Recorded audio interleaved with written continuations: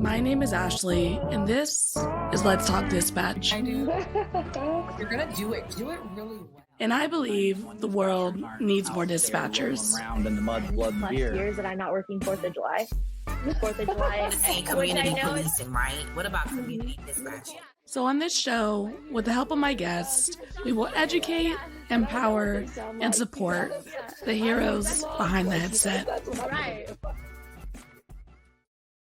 Hello, everybody. Welcome back to another episode here on Let's Talk Dispatch with me, Ashley, the raspy dispatcher. At the time of this recording, it is currently October, but you wouldn't know it by looking at the weather. It is already 75 degrees at about 10 a.m. in the Bay Area, just for reference, about a block from the water, and I am miserable. I actually used to work in Sacramento, and when I worked graveyard, I would run my AC all day long because no one likes a grumpy dispatcher, okay? So we got to be able to get our sleep. And my roommate would turn the AC off sometimes, and I had to go in there and have a conversation. Like, look, I will pay the extra. This AC has to run, or Sacramento is not going to be safe when I go to work. So hopefully everyone is staying cool and well rested in this very weird weather that we're having out here, and I'm sure all over the place. My guest today has 16 years of experience as a dispatcher and has now shifted and taken on the role of public safety dispatch program manager at the California Commission on Peace Officer Standards and Training. Now, if you're from California, you're going to recognize that agency as P.O.S.T. If you're not, we're going to talk a little bit about it today. My guest, Jennifer. Hi, Jennifer. Hi. How you doing? I'm good. I forgot to show you. Look what I'm wearing. Oh, yes. For no one watching and just listening, it's a Because shirt. We love those. Because it is so true. So true. Oh, yes. Well, tell us how you got into public safety. It was quite a journey. I grew up in California, and when I was 21, had one of those, I don't really know what I want to do with my life moments. And so I moved to Southeast Georgia, where I have family. But I was like, how'd you get there? Yeah. I went from the hustle and bustle of a Sacramento suburb to a town with a caution light and dirt roads and just a slow pace of living. The best pizza came from the gas station that was at the corner with that caution light. Okay. No joke, it's still there. When I go back and visit, that's where I get my pizza from. But I just, like I said, kind of had one of those, I don't know what to do with my life moments. Moved, had a couple different jobs, and then saw an advertisement in the newspaper for a dispatcher of this very rural county. And my aunt was like, hey, why not go for it? And I was like, hindsight made total sense. I already had a cousin who was a dispatcher in Oregon. My grandfather retired from a sheriff's department, and my uncle retired from pretty high up the food chain in the FBI. So why I never considered this arena, I guess I just wasn't ready for that. So I applied, and I surprisingly got the job. Went into it knowing nothing about 911 other than somebody answers the phone when you call 911. And the unique thing about my first agency, I tell people all the time, that is where I learned the most. And I was there a year. There was no such thing as CAD. They couldn't afford a CAD system. And this wasn't that long ago, right? Like 15 plus years ago. So everything was on pen and paper. If I was lucky, I got caller ID. We worked solo. Our radio was one of those old radios that took up a whole, like, essentially table. And you had to know the codes to tone out your fire department. And a severe thunderstorm, we would use pencils to push the buttons because we got shocked a couple of times. Like, yeah, and the county was in the process of being addressed for 911. So people would call 911 and be like, my house is on fire out Route 1, Box 396. And I didn't grow up there. So I'm like, oh, okay, cool. How do you get there? And they're giving me all these instructions like, oh, you go down the freeway or the highway till you get to that second turnout once you turn north. And then you know where the so-and-sos used to live, but their barn burned down in the 50s? You turn there. You go down past the third S curve. When you see the row of 5 mailboxes, turn right. And I think we're the 6th driveway on the left. Nobody knew their address Yeah. They were in the process of addressing it. So Wow. here's me, kid from Sacramento, California, where I don't know where there are any dirt roads out here, right? Going to a place where everybody had lived there for generations. So when you said, hey, go to the old, Freeman barn that burned down in the 50s, thank God my deputies knew where that was because I had no clue where I was sending these people. Wow. Yeah. So I learned how to read maps really well and just kind of figure it out. That was the first time I had ever been told I had an accent. And I was like, what? I'm having a hard time understanding you guys. I'm the one with the accent. And I remember one time I sent them to an address on Main Street. It was like a cold report, so it wasn't anything priority. Main Street, and they all went to range. They were convinced that's what I was trying to say. And it's not me. You can't be like, look at your call. It's not there. They don't have an Well, they didn't have CAD, so I had to voice everything. And so I would have to voice those crazy instructions for them. And so, I mean, that was just my foundation. So when I switched agencies to somebody with CAD, I was like, this is the coolest thing ever. What is this? I still was the only one that knew how to read maps because I was so used to that. So when CAD would crash, I'd have senior dispatchers going, hey, what beat is this in? And I'm like, oh, it's beat such and such. And you would send this person. And I'm like, why don't you know that? Well, that wasn't necessary training for them. So it was a unique, and that was just one county over. And so it's just so crazy, the differences. And those differences are still evident today. I mean, I know a lot of folks who listen aren't just from big cities like us, they're from rural dispatch centers. And I talked to one of my friends because I went to school in Iowa, and they ended up doing dispatch out there. And they have that same kind of similar situation where they don't have all the technology necessarily that we do now or out here in these bigger cities. And they have to do dispatch, pen, paper, or they're working the jail, or they're doing all these things that if you're working in these bigger cities aren't necessarily a part of our, to-do list for the day. And it's wild. I say all the time, it's so interesting how each agency really does this job same but so different. Yes. Because map books, I mean, in Sacramento, when I was working out there, that's one thing they taught us how to use quickly. I think they had a big blackout a couple years before I started with them, and I think it traumatized them greatly. So they were just like, the technology does fail. It will happen. Here's a map book. This is how to use it. Yes. Well, and I once, transitioned back to California, I was a training officer, and I would always harp on training, like the maps. Thomas Guide was really sad when they stopped printing those. But I remember, just because I had that old school basic no CAD foundation, teaching map classes to peers because they were like, what is this code section that the helicopter gives? Well, I'm like, well, that's the map page. But if you've never spent time with a Thomas Guide, you probably wouldn't recognize those things. So yeah, I'm with you. Technology fails. Yeah. And I mean, I feel like it doesn't happen as much now as it kind of used to.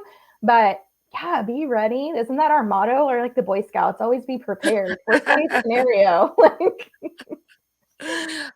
So what was it like in the beginning for you? I mean, obviously, like going through training wasn't the same as, if you were going through training here in Sacramento. Sounds like you came in there on a pretty, clean slate, not knowing what the heck you were getting yourself into. What was that like, those beginning stages? It was terrifying because everybody, especially in a small county like that, everybody knew everybody. So everybody knew the 911 operators. And so 911 was, yes, for emergencies, but it was also just kind of the county general information number. And so they would call 911 and we had headsets we had to pick up.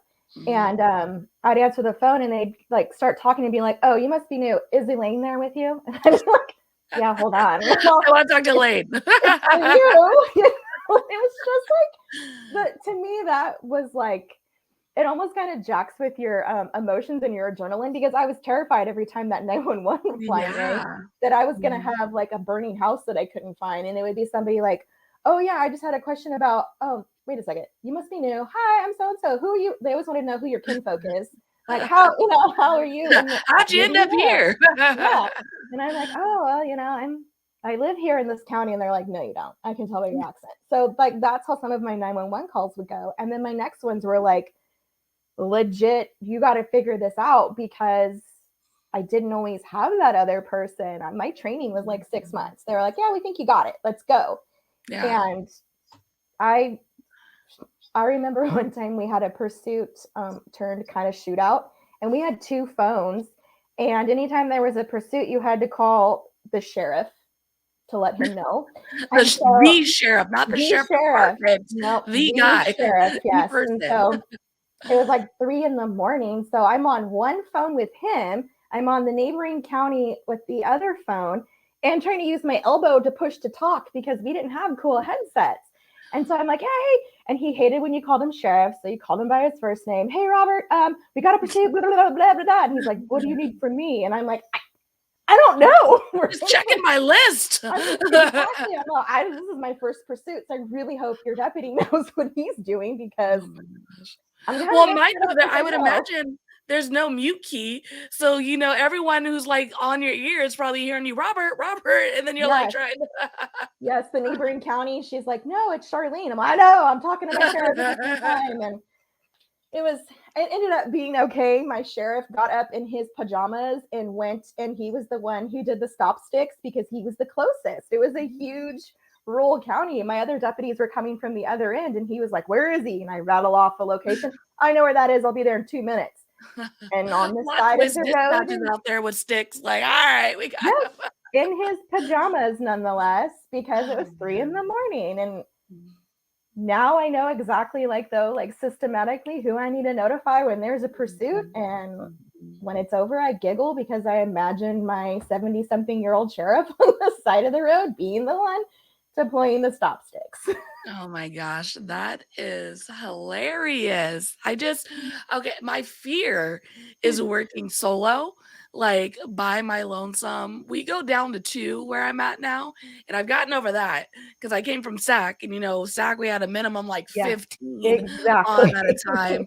No one misses me when I go take some time in the office, but when it's 2, you start to get missed. So when it's 1, like, I can't imagine like you're like trying to sneak to the restroom, and that's when they go pursue. It's not like when you're chilling and ready. It's when you're taking care of human needs. Like, Yes, yes. And like our dispatch center was incredibly small, but you had to run across a conference room, which is essentially where we all had dinner together on Sunday nights to get to the bathroom. And so we instituted a 2-knock rule, because that's always when the phone would ring and you'd be running across this little dilapidated building with your pants around your knees to get to the phone. And that is, of course, when a deputy is going to walk in, right? And so we're like, okay, when you come, you have to do like knock, knock, pause, knock, knock, and wait for us to yell, because too many of those poor unsuspecting guys saw me running across the room half naked to get to a phone that was ringing. just jumping over the conference table. Exactly.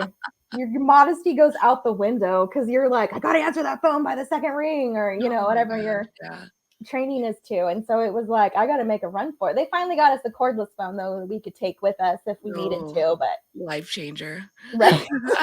It's the little things you don't realize I'm like, oh, that's until you're sliding across the conference table, half exposed, how essential a cordless phone it probably be, Right? Yeah. So it was, and only the 911s would go to the cordless phone. So you didn't have to worry about the business lines. Those could just ring and ring. People would call back.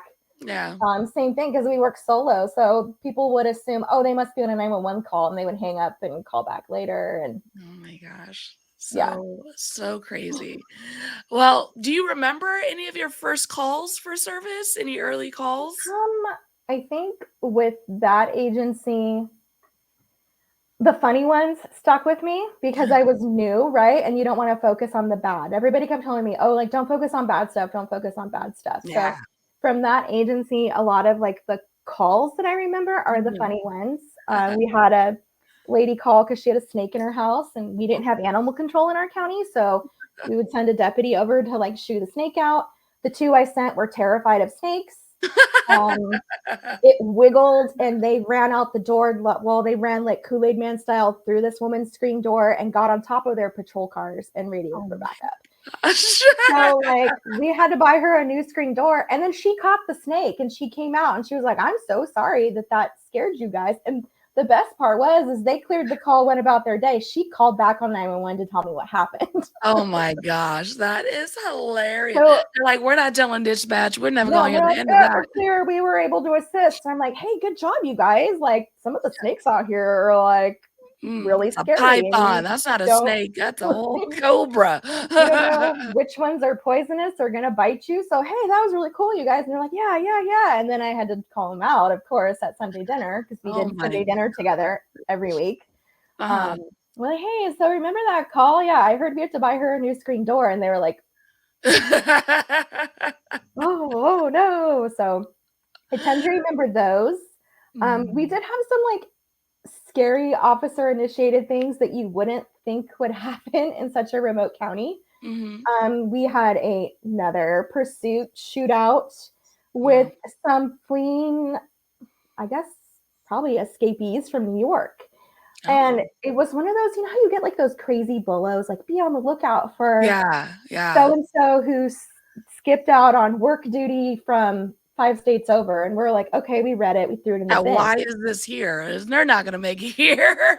How did they get from New York to my little itty bitty county in Georgia? They got off Mm. the freeway trying to get to Florida because I-95, which is the cocaine highway, runs from Miami to New York, Oh my gosh. sideswiped our jurisdiction. And for whatever reason, they got off the freeway, and my guys recognized the car and we're chasing it and they're shooting. And I was just like, Oh again, my gosh. vaguely remember it because I'm alone. So I had to jump Yeah, into action, right? And then yeah. afterwards, I was like, "Are you guys okay?" And they're like, "Yeah, man, that almost hit some of us. Like that was crazy." And Wow. so I'm just like, so when people say, "Oh, that can't happen here," yes, it can. You Yes, know, that is the it can. definition of this work, you know what I Yes. mean? Like, you hear about all these, like, wild, huge stories, you know, these active shooter situations, these things that are just, like, wild. That prisoner that just, like, spider crawled out of the prison, and then, you know, the counties around him are now searching for this spider monkey, you Yeah. know? Like, those things that is how this job works, is that you just end up with some out of nowhere stuff that you have to react to, and Mhm. then after the dust settled, you're just kinda like, "What just happened?" Yeah. I'm like, "How did you guys know about that car?" And they're like, "You faxed," because I was back in the days of faxing. "You Mm. faxed that bolo over to the station when it first came out like a week ago." Oh So my these gosh, and it was a week fools, old. yeah, and Wow. it was the middle of the night, so I figured they were just chasing something. And then one of them's like, "It's that car from New York." And at the time, it didn't click for me because it had been so long ago. I halfway read the bolo. Let's be Mhm. real. It's New York. Yeah, What are the odds I'm going to find them in rural Georgia? yeah. And yeah, so looking back, we were all like, I can't believe that just happened. Well, and the Like, memory on those folks, like, seriously. nowadays, you know, we get bolos that are relevant, we send out, it hits their email, it hits Mhm. their MDT if it's something a little more urgent, um, but remembering a fax from a week ago, I don't think Mhm. we're built like that anymore, you know what I mean? No, and probably because we rely so heavily on that technology, right? We added that and it kind of becomes a crutch. Like I don't have to remember it, I can search it. And so Mhm. like for us, we would fax the bolos and then put them on a clipboard. So I'm like shuffling this clipboard to try to find when I sent this bolo over. Mhm. And Mhm. honestly, it was one of those ones because it was so far away that we didn't really need to. It just sounded interesting to me because I'm so Yeah. new, right? I'm all, this is like, That good old dispatcher get, you right? know? Yeah. Something told you, "You know, we might wanna know about this." Yeah, just in case, because it was like three of them together. And I thought that was fascinating because the county I worked in, we legit had a chain gang. Our prisoners wore stripes and they would Wow. go clean up trash on the side of the freeway or clean some of these roads. They were dirt roads, so sometimes they would have to bring in dirt to build them back up. And that's when you went to jail in my county, that's what you did until your sentencing or whatever have you. And yeah, they wore stripes. I mean, every cliche movie you can think of, stripes with a large pot-bellied fella standing on the side of the road with a shotgun watching them. Like, that's the time warp. And but not the sheriff in their pajamas, you know. no, he didn't get the chain gang, yeah. Well, what ended up getting you back to California and getting back to, you know, the bigger agencies, the where we have CADs and we're back in, you know, this higher populated area? What brought you back out here? So when I was in Georgia for 8 years, I was a dispatcher for 5 of those. My brother and sister grew up while I was gone, and they started getting married and having babies. And I didn't want to be the long distance aunt, you know, and super close with my pop, who's my mom's dad. And at that time, his health had started to decline. And he was like, when I pass, your mom and your nana are going to need you. Like, you are that person for the family. That's the dispatcher in me. Again, why I didn't get into the center, I don't know. But I was the one in crisis that handled shit. And then I would have my breakdown. And he was like, for Christmas, I just want you to apply for 3 jobs out here. And I was like, done. Like, that's the easiest Christmas present ever. And then I saw how much dispatchers made in the state of California. So with 5 years of experience back east, I topped out at $12.25 an hour. Sheesh. Yeah. Oh. Right? And so I was like, I'm sorry. That's a misprint, right? That's not a comma. They make how much? Yes, I will apply for jobs back home. And that's what I did. And I got picked up by a sheriff's department. And that was my first experience with the California hiring standards. So in Georgia, there's a P.O.S.T as well. Okay. But they didn't have hiring standards for dispatchers. They had basic training requirements. So I did go to a week-long P.O.S.T school in Georgia that had homework that you had to turn in. There was a pass or fail written exam. And there was pass or fail scenarios. And if you didn't pass, you had to go back to your home agency for more training, and they could send you one more time. And then after that, you were not able to be a dispatcher in Georgia. And so people are like, oh, you started in Georgia? I'm like, dude, that was legit scary. Like, we had homework sessions. Oh my gosh, seriously. Class. Yeah. And then I come out here and they're like, oh, you have to do the California one. I'm like, cool. So day one, I got my notepad out. I'm like taking notes. And they're like, what are you doing? I'm all, this is a 3-week course. This exam's going to be like intense. And they're like, oh, there isn't one. And I was all, what? I was like, are you serious? I kept waiting for someone to like be like, no, just kidding. There really is. You're going to do awesome with all your notes. But they just let me do me. And I was like, why is there no test? Like, this is a job. This should have in the group chat with the old agency, like, look, they don't even have an exam out here in California. Well, y'all come with me. We're gonna make so much money, and there's no test.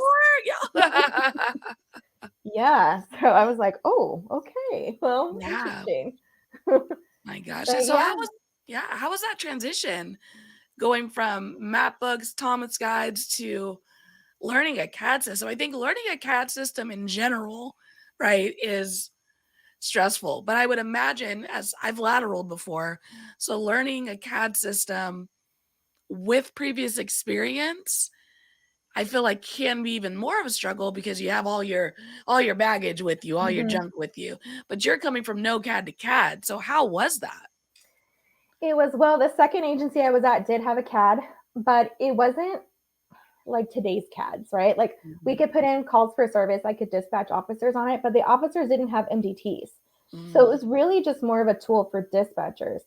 But of all the CAD systems to have, it turns out I went from an agency in Georgia who used to be Tiburon, and I'm not sure who they are now, I think Central Square, went to an agency in Northern California that had a newer version of Tiburon. So that's what I did. I had to learn their like command strings, but they made sense to me. I had the hardest time relearning 10 and 11 codes because they were completely different than what we used in the South. I came from an agency using military phonetics in California, Adam Boy, Charles David. Like you said, Who is November. Ida? I don't know who Ida is. Who is Ida? Yes, and like I had military phonetics, so you revert back to your training when you're in high stress situations. And I would throw out a November Tango Foxtrot, and people were like, I don't know what you're talking about. I'm all, Terminating Pursuit. We don't know right? what we're doing. Yeah, and then I had to learn penal code. Oh. Because back there we had 10-0 through 10-104, and each of those meant something. And like 1037 was suspicious. You could be a 1037 V for vehicle, P for person, but that's how you dispatched it. You come out here and you're like, well, gosh, there's a penal code for trespassing. I can't just say person refusing to leave property. And so learning the new alphabet and then penal code, I was ready to move back to Georgia like super quick. I was all, everybody says California's cutting edge. This is so backwards to me. Vehicle registrations in Georgia would tell you make, model, and color of the vehicle. California doesn't have that. I'm like, that is a huge safety thing. Like, I feel like that's 3 more things to key in. Come on, DMV. Like, let's all be on the same page here. I totally agree. Yeah, and everything is in a different spot. I'm like, oh, I don't know about this. And Georgia, we ran a lot of Florida people. You guys, your DMV is spot on. They have the emergency contact information for people on their driver's licenses. Look, let's be honest though, Florida people, them Florida calls out there. That is probably why they put that stuff on when the alligator, when they find the body in the alligator, they gotta know who to call. So. Well, hey, it makes it easier, right? Now I'm not trying to like Facebook stalk people to find their next of kin. No, it really is so true.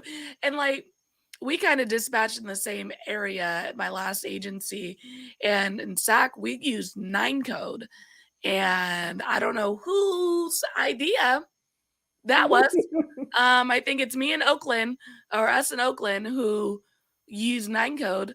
Don't want to get with the rest of the world using 10 code for some reason. So when I lateraled, I had to learn 10 code, and I also had to learn how to run folks out, because we had a warrants channel in Sacramento. Right, wow. So like the glass ceiling that was broke when I went into this new agency, and they were like, yeah, when your officers go out and stop, and they're like checking this person for wants and warrants and all these things, if they have a gun, if they have all that. And I was like, we did that? We're supposed to us? Like, and I'm like, who did that for us at our agency? Because the only thing I ran out at my last agency was like the plate and their status for their driver's license. I'm like, where's I don't even think we really talked about the warrant stuff, because we just didn't deal with it. It really only popped up when the guy with the warrant ran, and then we knew something was going on. But it's just one of those things that people are just so different the way they do stuff. Yeah, it is like you said, like the 9 code. Yeah, we would, like, if we had to call Sacramento for backup on something, plain language. Like, just tell me in English. Like, I don't know. Plain language. Right? Like, and even CHP in our region use slightly different 11 codes, and so I'd be like, I don't know what that means. This is what I need. This is what I need. I don't know. Just help me, please. So, yeah, it's interesting. Like, it's just like you said, we all have the same profession, but we all do it so vastly different from agency to agency. And it's like, wouldn't it be nice if we all just did it? And everyone thinks they're the best at it. Policing. Everyone thinks they're the best at it, which, we're all great at what we do. But some things we can all get together on and just decide to do together. Right. And I think that's what if we all spoke the same language and we all used the same CAD, or like had that CAD to CAD connectivity. Oh my God. How cool would it be? Like, if you guys were short 5 people, I'd be like, I got you, go on vacation. I'll just come work in your comm center, right? Like, no biggie. Okay, but if we could all talk to each other through our CAD, like county, we'd all be in court. Like, could you imagine all those 2 messages to each other? Like, yes, or the ones that accidentally end up in calls because you keyed in wrong, and so like you add the note to the call instead of messaging it to the deputy, and you're like, Maybe nobody will see that. Let's hope Right, that one doesn't go to court. court. Because like our tech, we fail sometimes too. So true. A Yes. dirty CAD screen will get you. It'll get you sometimes. Well, Yeah. you've shifted out of dispatch and you are working for our post in here in California. Yeah. Maybe a little bit about Post and how you kind of made that transition. So I made that transition, and this kind of like connects to my why I push wellness so hard at the state level for dispatchers now. Is I probably could have stayed in my career longer had I taken care of myself. So starting even when I first came to California, so skip the first 5 years in Georgia, wellness really wasn't a prevalent thing for dispatchers, right? Like you took a crappy call, you had a bad situation. It was like, do you need to get up? But it was a very judgy, like, do you need to get up? Yeah. And like you would go splash water on your face to hide the tears, and then you would suck it up and you came back to work because you're a dispatcher and that's what you do. So cumulative PTSD finally caught up to me. And one of those calls, a pursuit that would normally just make me so excited, jump up and be like, yeah, let's go, literally made me dry heave into a trash can. Wow. And I looked at my partners and I was like, I'm done. They're like, wait, right now? I was all, nope, I will finish this, but I think I'm done. Wow. And they were like, oh, she just means for the day, whatever. And I was like, no, legit, I'm done. Like, it's not fun anymore. And then I looked around the room and realized I couldn't find that crusty, salty person I worked with. And then I was like, ooh, I need to look in the mirror. It might be me, right? Yeah. So I just kind of had that revelation of, okay, I think I'm ready to do something else. But then it was like, well, what do you do with a dispatcher when they're done being a dispatcher? Like, I could go to records, and our records people, shout out to them, do amazing things. They have to read the end reports of all the stuff we start. Yeah. And they usually make less. And that's just not okay. Like we need to like get them on the dispatch train with us and like support everyone together. But I was like, okay, go to records. That's less money for my family. And I had a young baby at that time. And so I was like, all right, what do I like? And I had a captain who was incredibly supportive. Didn't really realize that at the time. At the time, I thought, oh my God, he can tell I'm burnt out and he's pushing me out. But really, he was challenging me to look within myself and say, where do your passions truly lie? What is your why that you connect to? Because it's no longer about stopping the bad guys because laws changed. And I didn't feel like we were really sending that many bad guys to jail. Was I helping people? Maybe, but I've been cussed out and called more things that I didn't know existed later on in my career, like Little Kelly. horrible things on my family because I said that's a civil matter. And I'm like, this is just, the world is shifting, and I was not enjoying the ride. And so the captain was like, what is your passion? I was like, I love training. For as salty as I am, I love training new dispatchers because I want to give them that incredible foundation that I got all those years ago. And so he says, let's do something with that. Let's help you harness that passion and let's figure something out. I think he probably meant within the department, but I started looking outside of our department and I was like, where else could I go? I don't want a lateral because God, training sucks no matter how many. Never again. Like, that background packet, I do not remember who I lived with 20 years ago because it was a flash in the pan relationship. Do I really have to track them down for this background packet, right? Like, come on. And so I saw this job posted with the state on just like not even the Post website, just like the generic Cal Careers website. And I had told my friends, if I leave to go to the state, it would be Post, DOJ, or OES, because those were the ones that touched the profession that I loved so much. Yeah. And so I saw this job listing at Post. First of all, the way the state markets jobs, you guys, it doesn't make a lick of sense. Make sure you're opening the duty statements to read those, because the way this one was marketed, it was like, oh, be the manager of the Management Counseling and Projects Bureau. That did not sound like fun. I'm like, I know zero about that. I don't want to, what? No. Well, when I started reading the duty statement, it was managing the profession that I love. And I was like, yes, I can do this. And so I took the test to be on the hiring list. they required what they call a statement of qualifications, which is basically an essay bragging about yourself and how awesome you are and how good you're going to be at the job, which is really uncomfortable for dispatchers to do, right? Like, I feel like most of us are pretty humble. We're behind the headset, radio. We don't want to be seen out in front. Like, some people are cool with that. The rest of us are like, I do it because I want to help people. But really, we have all this amazing skill and passion that we don't know how to translate outside of dispatch. Yeah. And so I wrote my essay of me, and it took me like a week, and I sent it to a couple different mentors I have outside of the profession. I'm all, please read this, make sure it translates right. I'm so excited about this potential possibility, and a lot of it is training focused, and I just want to make sure that I'm translating dispatch into regular people speak. Yeah. Because it's just like when you come home and your family was like, how was today? Oh, we had this 415 that turned into a 459 and then the 273. I can't believe that lady, right? Like, we're so ingrained in our own culture that we don't go, oh, wait a second, I need to translate this. And so I put in my essay, and I waited and I waited. It's just like all other governments. You wait. And then I got a phone call, and I came in and I was so incredibly nervous. I have not interviewed for a job in a long time. My lateral experiences were not, you have to have an interview as part of the hiring process, but they weren't as formal and like, they're like, yeah, come friend, we need you. They're like, yeah. you have experience, sign here. Like, we're really just doing a personality check at this point. Are you gonna match well with us? Good. All right, let's come train you.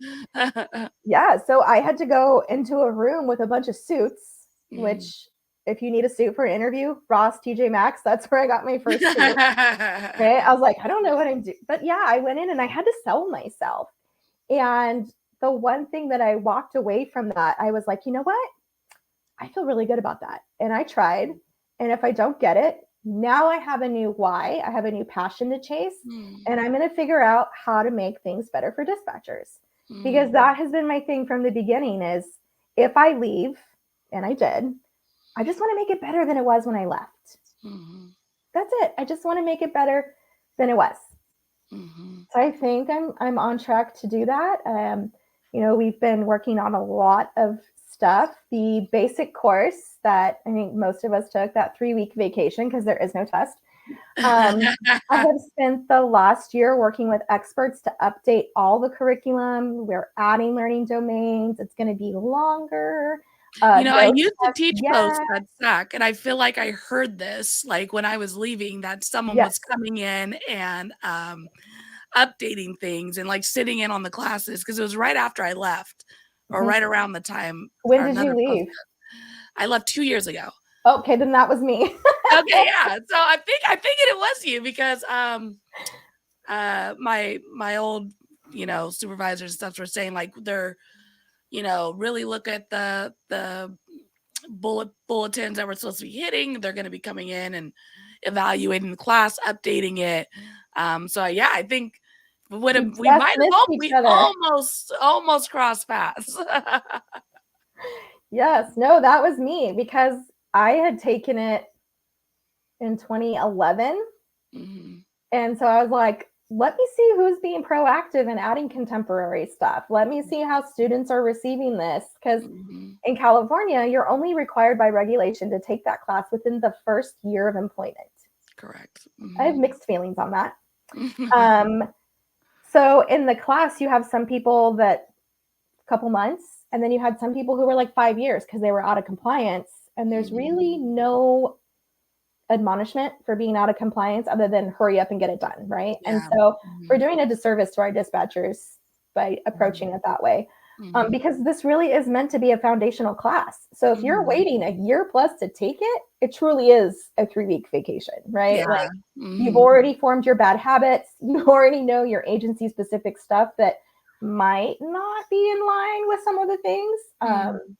And so it's just, like, let's not waste each other's time. Like, let's put together a good class that's going to help people, that gives that foundational knowledge, and let's have them go when it is still considered foundational. So No, it's true. Like I said, I would teach in Sacramento. I think we taught the professional ethics, like the very first class, the day Oh, you're supposed to mhm. go. And you would have like folks who've been doing this for like years. And then you're like, this is what dispatch is. Like it doesn't feel very authentic when Right. that's your audience. It feels Yeah. a little outdated for those folks. So it definitely, you coming in, understanding that as a dispatcher, as someone who's probably experienced that, coming from an outside agency and someone with all that experience coming into this new role, um, just speaks to your commitment to making it a better experience for everyone in the future to come and have to go through post here in California and whatnot. So I know I appreciate you doing that. And I know it's probably pretty a thankless situation that you're probably in. Dispatchers aren't coming up to you and like, oh, Jennifer, thank you so much for updating the post class. But as someone who's taught it, as someone who's experienced it, we really need folks to be looking at those things and updating them more often than maybe we do. Mhm. So I do appreciate that. Well, thank you. And I think it ties into you like saying, hey, we need more dispatchers. And if they have a relevant course from the get-go, Mm-hmm. they're going to stay, right? They're going to stay, they're going to learn, they're going to hopefully fall in love with the job as much as you and I have. And they're going to want to grow. And I don't want to say I feel like we're giving agencies kind of a break, right? Like Mm-hmm. let me give them a foundation, take some of that pressure off your CTOs because Yeah. as a CTO, when you're trying to hire because you're always short staffed, that is so incredibly stressful. So if the foundational, the who, what, when, where, why, how is addressed in class, if we're talking about vehicle descriptions like symbol, the acronym we use, the color, year, make all of that. We start teaching that in the academy level. That is Mhm. so many less things that a CTO has to focus on. And some Mhm. of the new content, new learning domains we've added, I'm incredibly excited about. And then part of me is like, okay, ding, next project is I need to make something to fill in the gap from those who took the old class versus the new class. Mhm. Because some of the new learning domains that we created, there's one on human trafficking, Oh, wow. Yeah. so important in our state. Mhm. We did a terrorism and extremist group awareness. Mhm. We're Mhm. starting to get more and more homegrown situations happening Yeah. and just kind of be aware of it. And then another one, mental health and intellectual developmental disability awareness. Yeah. And that is, I'm not encouraging a dispatcher to diagnose anybody, Yeah. but start looking outside the box. Just because somebody is twitchy or talking to themselves or rocking, it doesn't mean they're 5150, Yeah. right? There's something Mhm. else going on. And maybe now that'll trigger somebody to go, ooh, let me ask some different questions, Yeah. like what exactly are they doing? Do you know that person? Is this a pattern Mhm. of behavior? Where are you? Because for my nephew who is autistic, he does the self-soothing with the waving the hands and the rocking Mhm. if he's in an overstimulated environment. You Yeah. know that person. Can you redirect them to something not as stimulating? Mhm. And it'll apply to runaways, right? Like if I see that Mhm. missing kid, how do I approach them? Are they going to Mhm. be okay with me touching them? Are the lights and sirens going to scare them? Just kind of giving dispatchers that power and authority to think outside the box. I just Yeah. really want to encourage that. Our job is not black and white. There is so many vast gray areas that you can explore as a dispatcher. And if you get that in the basic course and you go back to your home agency, find out what that policy is, but now you kind of have this extra tool. Like, do you Mhm. guys know that that may not be what it is at face value? Like, maybe we should ask more questions and that kind of stuff. So Yeah. I'm just excited. We're bringing it into the new century. We're Yeah. adding some stuff. We added a bunch of LGBTQ information that is just missing. Yeah. Like when you're talking to someone, ask their preferred pronouns, right? Mhm. When I started Mhm. my career, it was ma'am or sir. What's Mhm. your name? Talk to them. What's your preferred pronoun? You Mhm. have a DV situation. Be cognizant of they can be same sex partnership, right? And you Mhm. need to respect that and just little things that we didn't like touch on because we felt like in the initially like, oh, it's common sense, it's in there now, right? So Yeah. now when it's being taught, that is being mentioned because my common sense versus the new generation's common sense are so different, right? Like we just Mhm. grew up vastly different. And so I don't want too much of the fill in the blank, figure it out when you're teaching. Like, no, like you can be creative with this stuff, but no, it's a lot deeper on the things you have to cover. So Yeah. And I mean, more knowledge is always power, right? And I mean, absolutely. when we're talking about making these things foundational and getting these dispatchers in ASAP, I mean, we're talking about where we're understaffed, we're trying to get people in, we're having the same trainers train for months on end. Getting them into this 3-week course gives that trainer a 3-week break where they can just sit and do their job and not have to be responsible for someone else to do their job. Because one thing is evident is CTO burnout. I mean, I'm constantly, if I, not me personally, but if I'm a CTO and I'm constantly training someone, constantly correcting someone, constantly, like that takes a lot. The job's hard, and Mhm. and now I'm teaching someone else to do it, and then that's a lot of stuff to put on someone. So if we can work in a break, a 3-week Yes. gap every 6 months or so when you're getting a new trainee, however your agency has it set up, work it in. Let your trainers breathe. They need Mhm. it. Well, and that's one thing. So for post, anything that we want to push out, approve, update has to go through the commissioners, and the commissioners are governor appointed. I probably should know the breakdown, but it's so many sheriffs, chiefs, sergeants, line level, state agencies. There's public members that have to be appointed. So when I'm talking to them about this course, I don't know how to say it nicely. This might be something you have to work with in the editing section. Chiefs and sheriffs are so far removed because they're at the top of the food chain that depending on the size of your department, they just don't know the process and understand the process of training a dispatcher. So when I said, hey, this new course is going from 3 weeks to 4, eyeballs got like this big. Well, that's more overtime. My philosophy is send them sooner. They're not counted for staffing when they're tethered to a CTO. We're Yeah. not losing any money. Yeah. Send them sooner. Give your CTOs a break. Take the pressure off the CTO for having to give that foundational knowledge, and send them before they count as staffing. You're not having a backfill. Yeah. And it was, to me, like totally makes sense, right? But to them, it was like revolutionary because they are so far removed that they're Yeah. like, oh, I'm like, just because it says within the first year, sir, don't wait till the first year to Yeah. find out, Yeah. right? Yeah. Like, Yeah. Yeah. you got to think about what works for your agency and for your center. And, hey, CTOs, if you're listening, like, this is your opportunity to say, hey, if we send them sooner, we're going to get less burnout. We don't have to worry about teaching foundational stuff, and they don't count in staffing. Yeah. It's win-win, right? Yeah. Like, and you have to look at it that way. Like, we want to bring in dispatchers to help us fill that overtime, but they got to be trained, or you've wasted all that time training somebody quickly just to get them to fill a vacancy. So, yeah, it's really our opportunity to kind of start shifting this culture, right? Like, let's look at the way we're recruiting. Like, but especially, I get calls all the time because my name's on the Post website for entry-level dispatchers who want to go to work.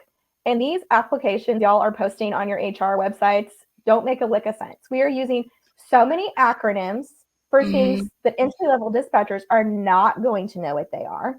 They're calling me going, this says I have to take the Post course. And so I'll be like, well, what agency? And I go to the website and it says, no, you don't have to have it prior to employment. You have to take it within the first year. Why are we telling people that? That's something that as an agency, we do for them.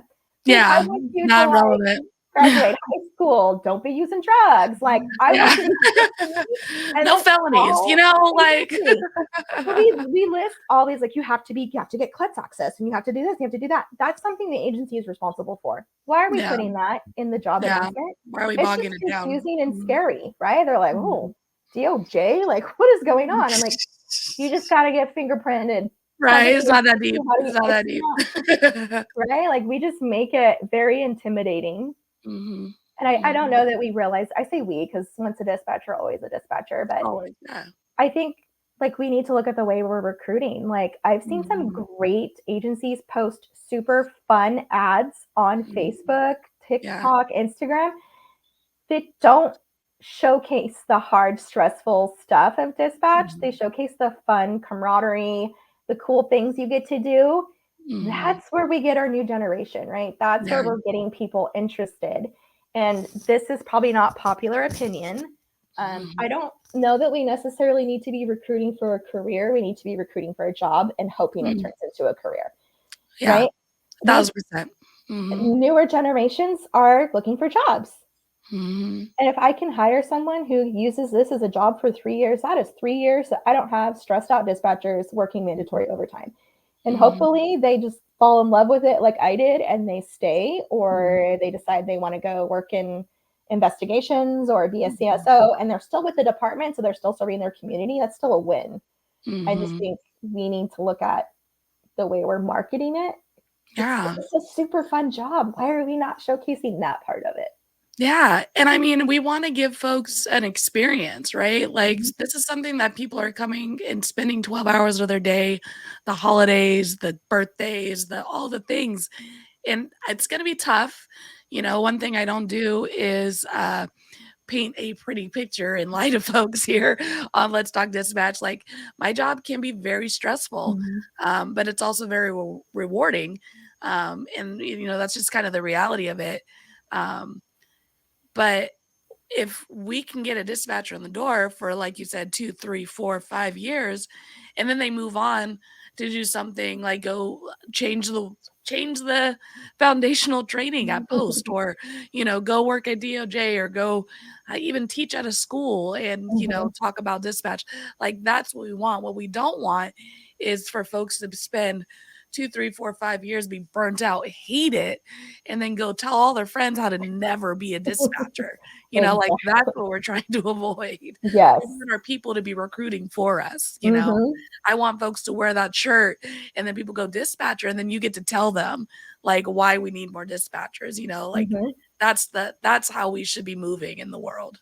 Yeah, absolutely. And anytime I would ever train somebody, I'm like you, I'm not going to sugarcoat it. Yeah. There are some very rewarding parts of this job, and then there are some parts that are really going to shake you and potentially change your outlook. But I'm here as your cruise your cruise director, right? Let me help you on this journey.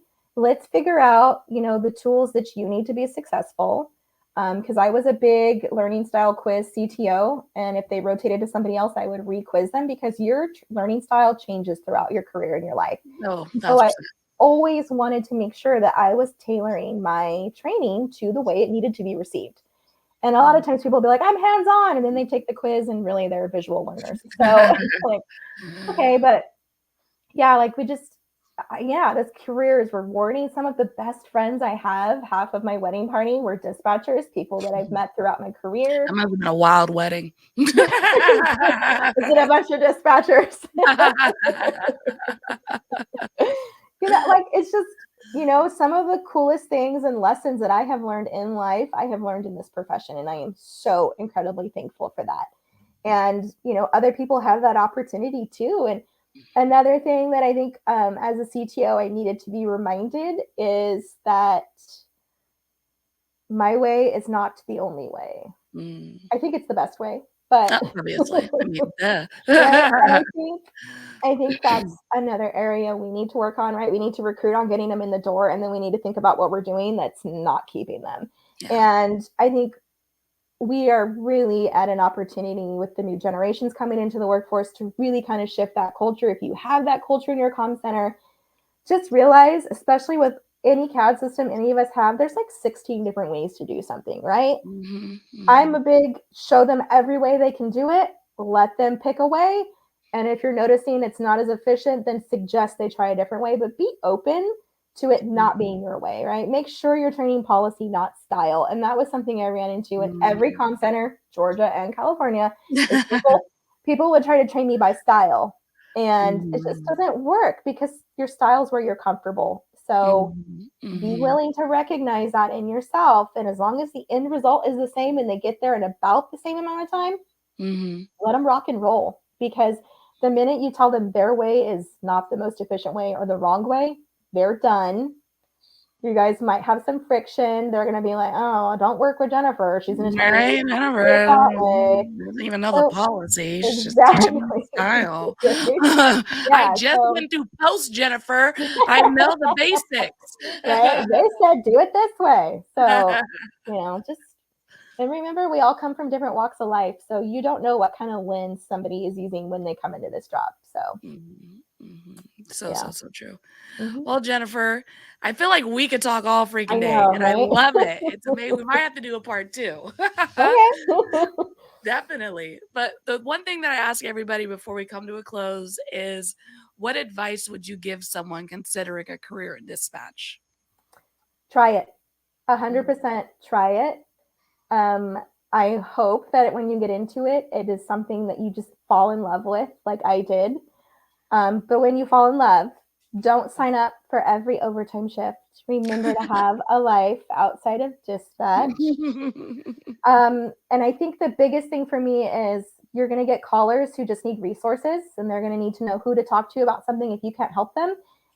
Be that person for yourself too, because this job might bring up things that you hadn't thought of in a long time, or it might get you going, is the world really all that bad? It's not.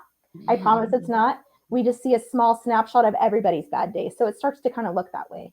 So those resources you give to other people, start looking inward and making sure you're using them for yourself too. But I believe everybody should give it a try. You never know. It takes a special person, and you could be that special person to join one of our teams. Awesome. Well, also, I feel like you're pretty accessible for folks in California, for agencies if they have questions, concerns. Sounds like for aspiring dispatchers as well. Can you tell us a little bit how they can reach you if they have questions, or if how that process works if they're dealing with Yeah. posts in their application? So I recommend first looking at the P.O.S.T website, so post.ca.gov, and there's a hiring section across the top of our website, and you want to look at applicant. Go there, it links to everything you need to know about applying to be a dispatcher. And just remember that P.O.S.T sets the minimum standards, right? So the agency you're applying to may ask for more information, but at minimum, they have to ask for everything that is on our website. My name should be on that page, but I can leave my email address. It's Jennifer, John Edward Nora Ida Frank Edward Robert .Dwyer, David William Yellow Edward Robert at post.ca.gov. Email me anytime. I do not think it's weird to get emails at 3:00 in the morning because I've lived that dispatch life trying to find stuff, and you're like, I'm just sending an email. I totally get it. And yes, I'm always accessible to anybody, in state, out of state. I've collaborated with other states who are trying to get their dispatchers represented by P.O.S.T. So please reach out.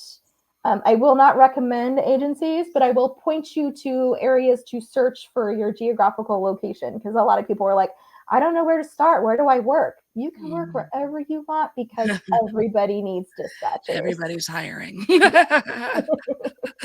Awesome. Well, Jennifer, thank you so much for reaching out, being willing to come on the show. P.O.S.T is definitely something that we deal with here in California. If we're familiar with, a lot of my aspiring dispatchers ask about the P.O.S.T test. So the more information we can have about how you folks are doing things and improving things, we appreciate it. Of course. Thanks for having me. Awesome. I'll be right back with you. Okay.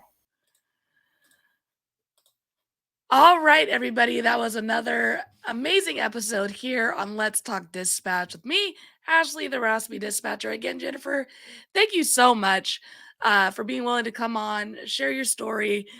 We do need more folks in dispatch who move on to the private sector, who move on to these state jobs, to really advocate for the realities that we are working with and working in. As Jennifer mentioned, sometimes from the top down, there is a bit of a disconnect. And I don't think it's necessarily anyone's fault. I just think it's what it is.